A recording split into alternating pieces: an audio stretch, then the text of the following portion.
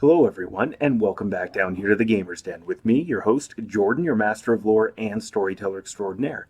Joining me today is my most adorable co host, Nora, journeyman storyteller and initiate to the seventh circle of lore, and she has been helping me rearrange fantastic cards of infinite and unknowable power from an ancient and bygone era. And, well, she's also been using speak with animals, stomping around the place, yelling quack, quack, quack, quack at the top of her lungs, and it has been just absolutely enjoyable. But we are continuing on today with the player's guide, taking a look at the Brawler. And well, we're going to be taking a further look at martial flexibility, specifically the different kinds of combos that you can utilize across a number of different scenarios that will keep you in the fight and keep you feeling nice and effective. Not all of these are going to be equally applicable all the time. Ideally, that's what most of the permanent feats are going to help with, as well as setting it up and making it easier for you to use these different feat combinations. So let's go ahead and get started here. Like I said, with martial flexibility, there are a variety of feat combos that are achievable with the right permanent feat selected that will keep you in most fights. And starting us off is going to be precise shot, deadly aim, and rapid shot. And this comes up on the occasion that you find yourself having to make ranged attacks using your hand axes. Now, if you're regularly finding yourself making ranged attacks, say you have a fighter, paladin, barbarian, somebody who's already in the thick of the melee and doing just fine, and you want to switch things up a bit, and this happens a lot, definitely you make sure you take precise shot as a permanent feat. Since point blank shot is something you're probably already going to take, you should be fine here. If not, point blank shot, then precise shot.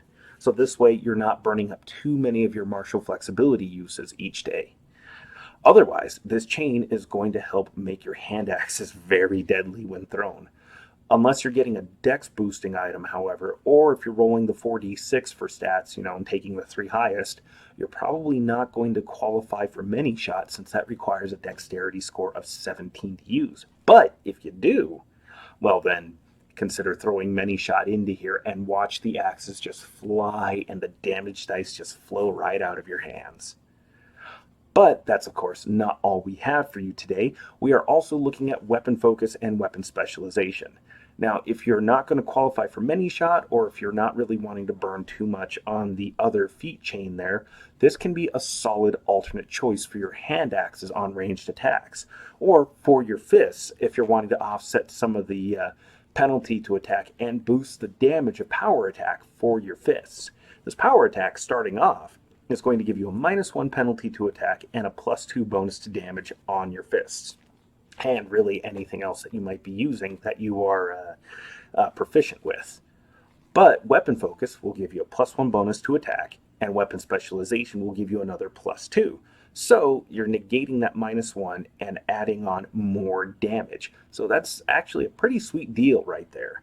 And since power attack has increasing returns for you on the damage, as well as an increasing minor incremental penalty, going up to a -2 bonus by the time you hit level 5, level 6, well, this will still be helpful, and you can go further down the weapon focus chain if you want to further increase the bonuses that you're getting as well as the damage. Though, I don't know that I'd go that far. These two feats right here will probably do plenty for you, and you should use the other uses of your martial flexibility for other feat combos. Combos such as improved trip and greater trip.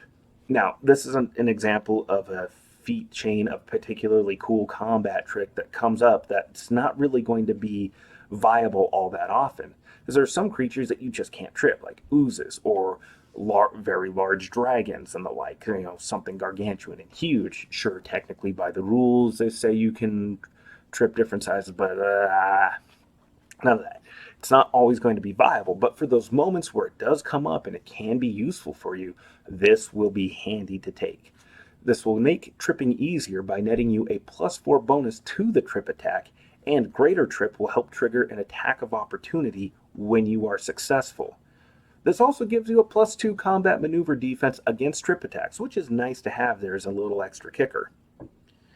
following this particular chain of logic in circumstantially useful feats. Improved disarm and greater disarm. This one won't always come up all that often either, because there's plenty of opponents you'll be fighting that are not going to be armed. I mean, oozes, dragons, golems, those creatures don't need to be armed to really mess you up. But for those instances where you can disarm someone, say the spellcaster has a staff that your wizard or sorcerer wants, well, disarm. You'll get a +4 bonus to do so, and the weapon will land 15 feet away in a random direction instead of right at the target's feet, making it so that they can't just easily snap that back up.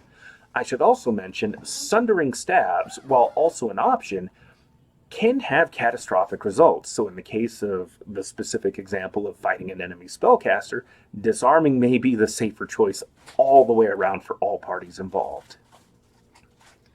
And then also we have step up, following strike, and then step up and strike. This will let you follow along as an immediate action when you haven't used your 5-foot step with a disengaging opponent. Usually this happens with spellcasters because, well, you being right next to them and them attempting the spellcast just adds further complications. So you're going to want to stay on top of them, and at the very least make them waste their action having to move fully away from you. So their whole turn will get burned there, and then you can charge them later. The third feat will allow an attack as a free action as you step up and follow along with them when they make their 5-foot step to try to safely disengage from you. So if you also have improved trip and greater trip involved there, I would say you can make a trip attack as that free attack action and possibly knock the target prone. Although this does burn 5 uses of your martial flexibility, it's probably going to be worth it to do this to an enemy spellcaster because their combat maneuver defense is not necessarily going to be all that great, and keeping them prone and making it harder for them to get away is going to be very, very useful. Also, well, that is probably about it, actually. So, with that said, I have been your host, Jordan, your Master of Lore and Storyteller Extraordinaire. Next time around, we're going to be taking a look at the gear that is going to be most useful for the Brawler. But in the meantime, if you enjoyed today's video, why not go on down below there and click the like button? And hell, if you've enjoyed the content so far, you'd be right dashing beautiful, smart, and handsome if you went down there and hit subscribe as well. And also, there's going to be some videos over here that YouTube thinks you might enjoy, and along with one that is something that I have done fairly recently. So go ahead and click on over to those and give them a view. We'd certainly appreciate it. But once again, I've been your host, Jordan, your Master of Lore and Storyteller Extraordinaire. Thank you all so much for your time, and have a good night.